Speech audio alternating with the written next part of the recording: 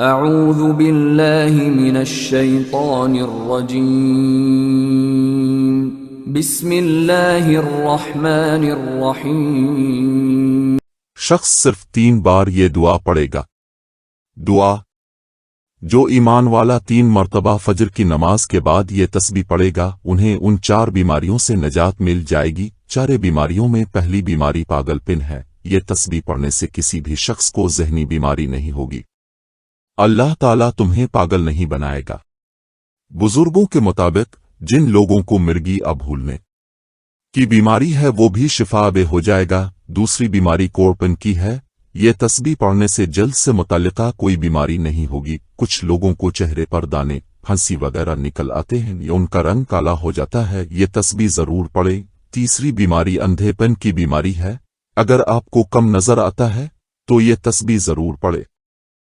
چوتھی بیماری فالج کی بیماری ہے۔ جن افراد کے ہاتھ پاؤں اچانک کام نہیں کرتے وہ بھی یہ تسبیح ضرور پڑھیں۔ آئیے اب ہم آپ کو بتاتے ہیں کہ وہ تسبیح کون سی ہے۔ سبحان اللہ عظیم و بحمدہ ولا حول ولا قوۃ الا باللہ۔ یہ تسبیح ہر روز 3 مرتبہ نماز فجر کے بعد پڑھیں، انہیں ان 4 بیماریوں سے نجات مل جائے گی۔ رسول اللہ صلی اللہ علیہ وسلم نے فرمایا، امراض میں چھوت چھات صفر اور الو کی نحوست کی کوئی اصل نہیں۔ اس پر ایک اعرابی بولا کہ اے رسول اللہ، پھر میرے اونٹوں کو کیا ہو گیا کہ وہ جب تک ریگستان میں رہتے ہیں تو ہرنوں کی طرح صاف اور خوب چکنےتے رہتے ہیں، پھر ان میں ایک خارش والا اونٹ آ جاتا ہے اور ان میں گھس کر انہیں بھی خارش لگا جاتا ہے۔ تو نبی کریم صلی اللہ علیہ وسلم نے اس پر فرمایا، لیکن یہ بتاؤ کہ پہلے اونٹ کو کس نے خارش لگائی تھی؟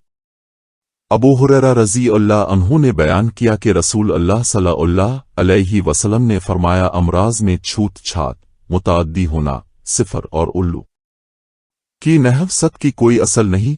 اس پر ایک اعرابی بولا کہ اے رسول اللہ، پھر میرے اونٹوں کو کیا ہو گیا کہ وہ جب تک ریگستان میں رہتے ہیں تو ہرنوں کی طرح صاف اور خوب چکنےتے رہتے ہیں، پھر ان میں ایک خارش والا اونٹ آ جاتا ہے اور ان میں گھس کر انہیں بھی خارش لگا جاتا ہے۔ تو حضرت صلی اللہ علیہ وسلم نے اس پر فرمایا، لیکن یہ بتاؤ کہ پہلے اونٹ کو کس نے خارش لگائی تھی؟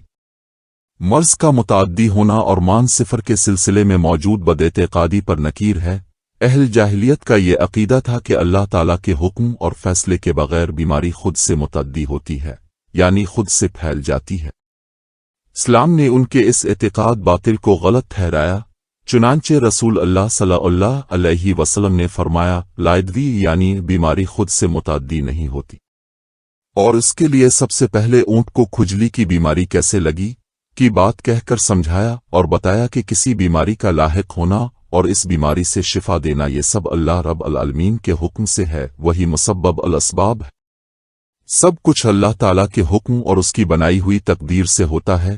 البتہ بیماریوں سے بچنے کے لیے اللہ تعالیٰ پر توکل کرتے ہوئے اسباب کو اپنانا مستحب ہے۔ دوسری چیز جس کی نفی کی گئی وہ ہے اما یعنی الو کی نحوست نہیں ہے۔ الو کو دن میں دکھائی نہیں دیتا ہے تو وہ رات کو نکلتا ہے اور اکثر ویرانوں میں رہتا ہے۔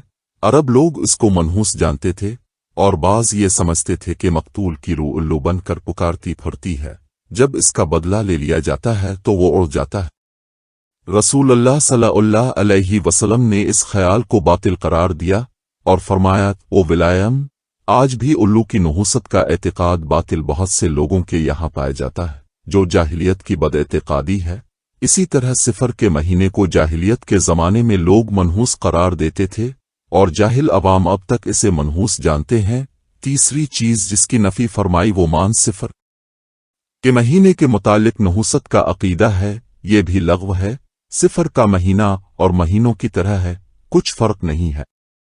یہ بھی آتا ہے کہ عرب ماہ محرم کی جگہ صفر کو حرمت والا مہینہ بنا لیتے تھے۔ اسلام میں یہ بھی باطل اور اس کی کوئی حقیقت نہیں ہے۔